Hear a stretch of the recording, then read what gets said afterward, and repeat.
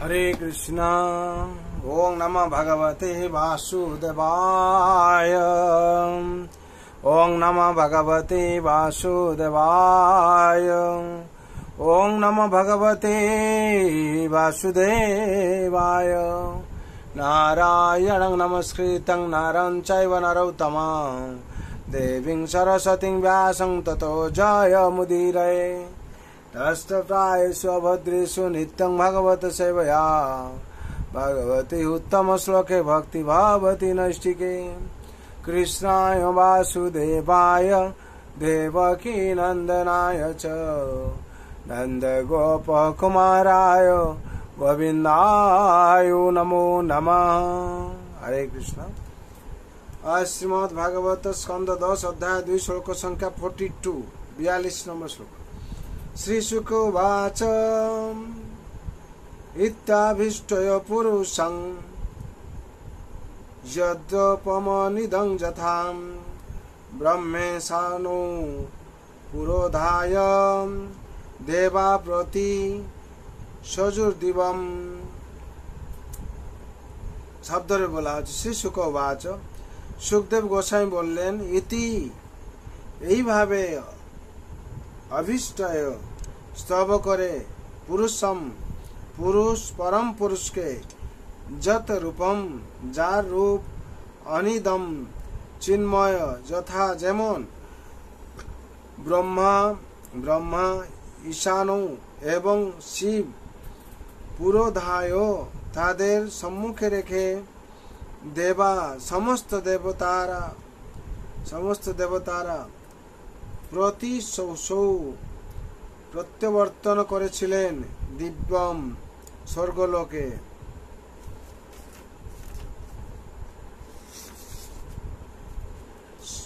अनुवाद। এইভাবে চিন্ময় পরমেশ্বর ভগবান শ্রী বিষ্ণুর স্তব করে সমস্ত দেবতারা ব্রহ্মা এবং শিবকে তাদের অগ্রভাগে রেখে স্বর্গলোকে ফিরে গিয়েছিলেন। তাৎপর্য বলা হয়েছে অদ্যাপি চৈতন্য সবলীলা করে যার ভাগ্য থাকে সে দেখিয়ে নিরন্তরে। অদ্যাপি চৈতন্য এসব লীলা করে যার ভাগ্যে থাকে সে দেখিয়ে নিরন্তরে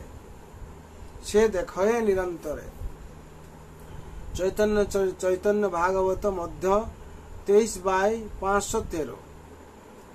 ভগবানের অবতারেরা নদী অথবা সমুদ্রের তরঙ্গের মতো নিরন্তর প্রকট হন।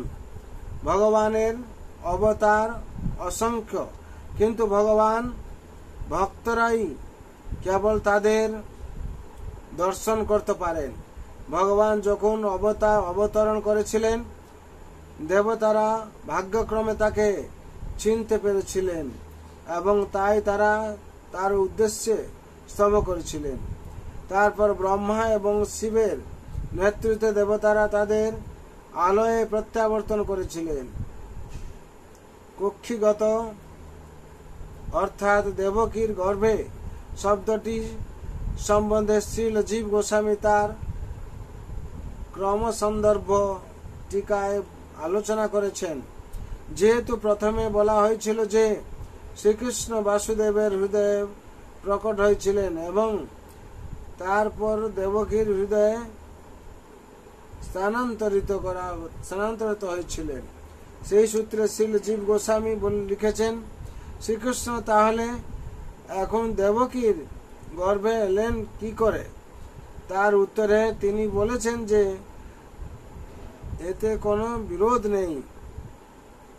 ভগবান হৃদয় থেকে গর্ভে যেতে পারেন অথবা গর্ভ থেকে হৃদয়ে যেতে পারেন।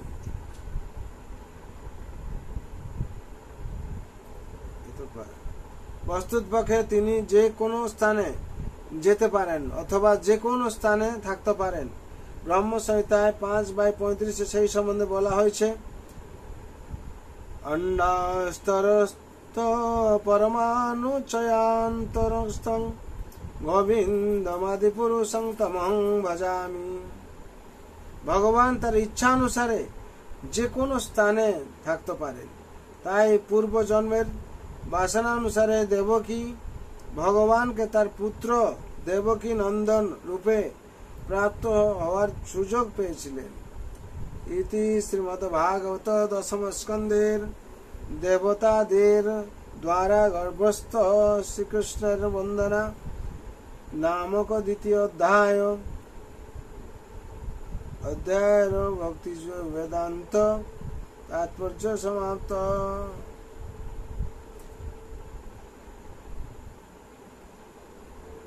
হরি বল। এখানে 42 নম্বর শ্লোকের তাৎপর্য সম্পূর্ণ হলো। পরবর্তী আমরা তৃতীয় অধ্যায়ে শ্রীকৃষ্ণের জন্ম পাঠ করতে শুরু করব। তার জন্য এখানে কি বলা হচ্ছে, দেবতারা ভগবানের আরাধনা করছিলেন এবং দেবতারা ভগবানকে সর্বকারণের কারণে জানতেন।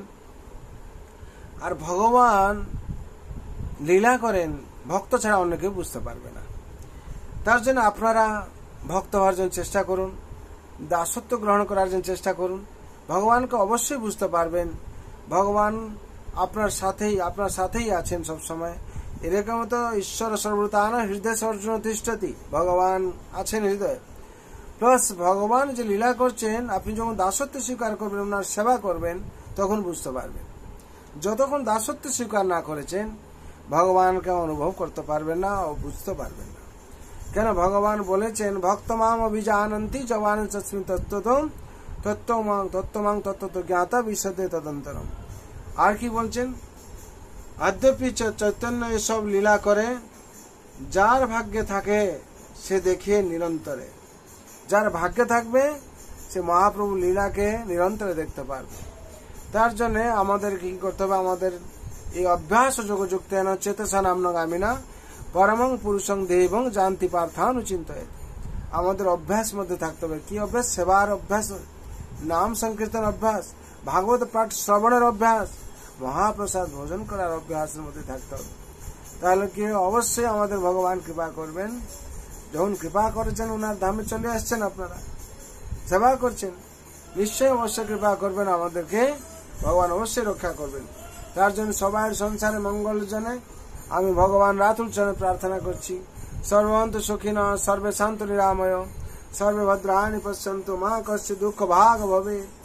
হরে কৃষ্ণ কৃষ্ণ কৃষ্ণ হরে হরে, হরে রাম রাম রাম হরে হরে। हरि नाम महाप्रभु की जय। श्रीमद् भगवद्गीता यथार्थ की, श्रीमद् भागवत महापुराण की, अनंत कोटि वैष्णव भक्तवृंद की, उपस्थित भक्त वृंद की, प्रेम से श्री कृष्ण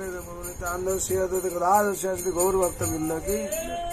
ताई गौर में आनंद। हरि हरि बोल, हरि हरि बोल, हरि हरि बोल।